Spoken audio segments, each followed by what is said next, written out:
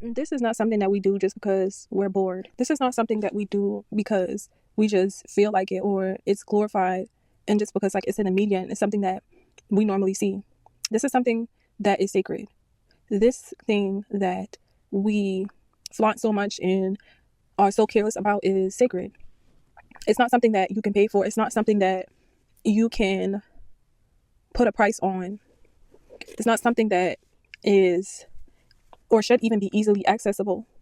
It's not something that females or even men should be objectified for or labeled as being a certain way because they are truthful in the way that they express themselves. And I feel like sensuality has lost its essence. Sensuality has tainted the minds of people that are obsessed with being in a lower frequency, obsessed with the gain, obsessed with everything, obsessed with being in some type of control or some type of hierarchy or some type of position where they can get people to do what they say. Sensuality was never supposed to go as far as something that was just sacred, something that was shared between one individual or many individuals. Healing can look different for different people. It depends on where you are, it depends on where you're trying to go. And when you interact with someone and you're connecting with them and you're truly seeing them for who they are, you know exactly what they need, you know exactly how much to give, and you know exactly when you should pull away.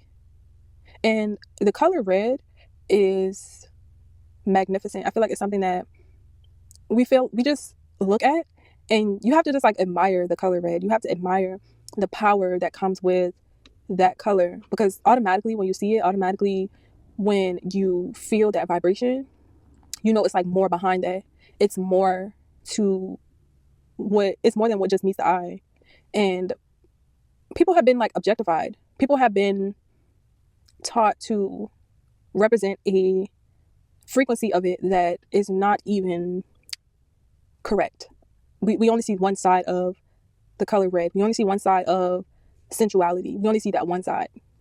It's kind of like a rose. When you see a rose, of course you see the petals, but you don't really see the inside of that rose petal. You don't really see the essence or the nature, or you don't even know like how it even grow, like how it grew. How does it have this many petals? How does it have this many layers?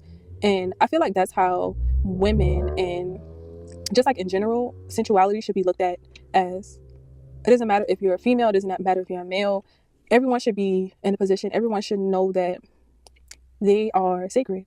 And giving yourself away for a certain amount isn't going to put you at a sacred position. That's not going to make you feel whole. That's not going to make you feel worthy.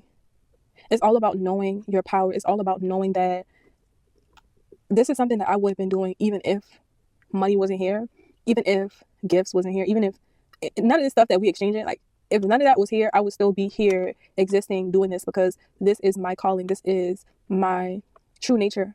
And this is something that's extremely pleasurable. I was like looking up something online and it was telling me like when you moan or when you make like sensual noises, it's actually very healing because it has a lot to do with breath work. It has a lot to do with releasing energy, releasing anxiety, releasing stress, releasing everything that you've been holding in. It's just like when people yawning is sacred in itself. So when people say like yawns are contagious, it really is.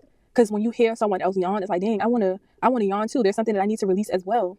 So when you're indulging in, not necessarily indulging, but you can indulge in sensual activities.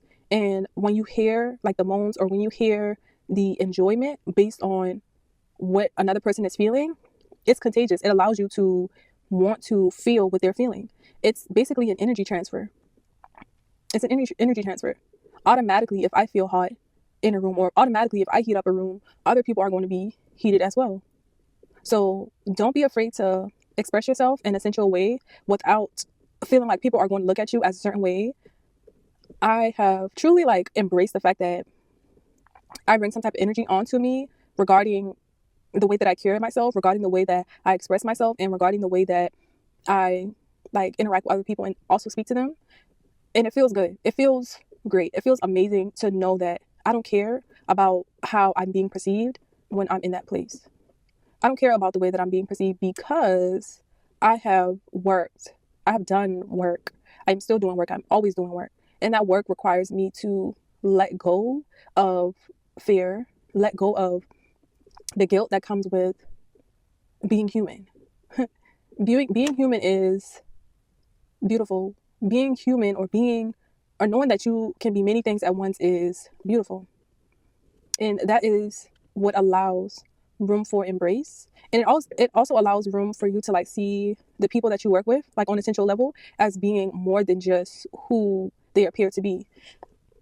That like comes with the terms of saying like there's more than what meets the eye, and it truly is.